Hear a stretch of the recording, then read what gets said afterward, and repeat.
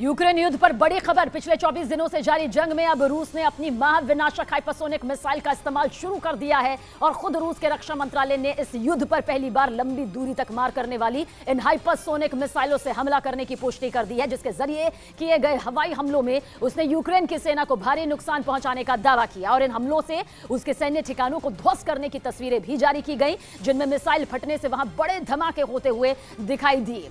मेरे सहयोगी आनंद तिवारी ज्यादा जानकारी के साथ।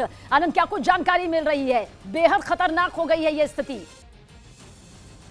जी सबीना, रूस और यूक्रेन के बीच जंग लगातार जारी है। दोनों देश कई दौर की वार्ता भी कर चुके हैं, लेकिन इस सब के बीच रूस के रक्षा मंत्रालय ने एक बड़ा दावा करते हुए कहा है कि उसने यूक्रेन के ऊपर हाइपरसोनिक मिसाइल से एक बड़ा हमला किया है और जिसके चलते यूक्रेन का भूमिगत एक बड़ा हथियार डिपो पूरी तरह से नष्ट हो गया है। अब तक का रूस की तरफ से यूक्रेन पर यह सबसे बड़ा मिसाइल हमला बताया जा रहा है। इसके पहले भी रूस लगातार यूक्रेन के कई महत्वपूर्ण शहर और प्रतिष्ठानों पर ही तरह से मिसाइल दाग चुका है, जिससे कि भारी तबाही जो है वो यूक्रेन में देखने को मिल रही है।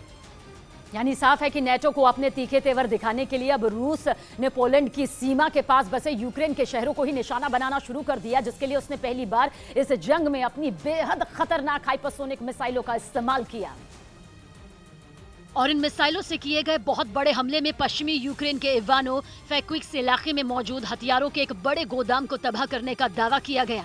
Авиационным ракетным комплексом «Кинжал» с гиперзвуковыми аэробаллистическими ракетами уничтожен крупный подземный склад ракет. ये हाइपरसोनिक मिसाइलें आवाज से भी करीब 10 गुना तेज रफ्तार के साथ उड़ान भरते हुए अपने टारगेट को तबाह कर देती है। रूस का दावा है कि लड़ाकू विमान की मदद से दागी जाने वाली ये मिसाइल हवा में ही दिशा भी बदल सकती है और इसकी तेज रफ्तार से निपटने में दुनिया भर के एंटी मिसाइल सिस्टम और एयर डिफेंस सिस्टम करीब करीब नाकाम ही साबित होते हैं।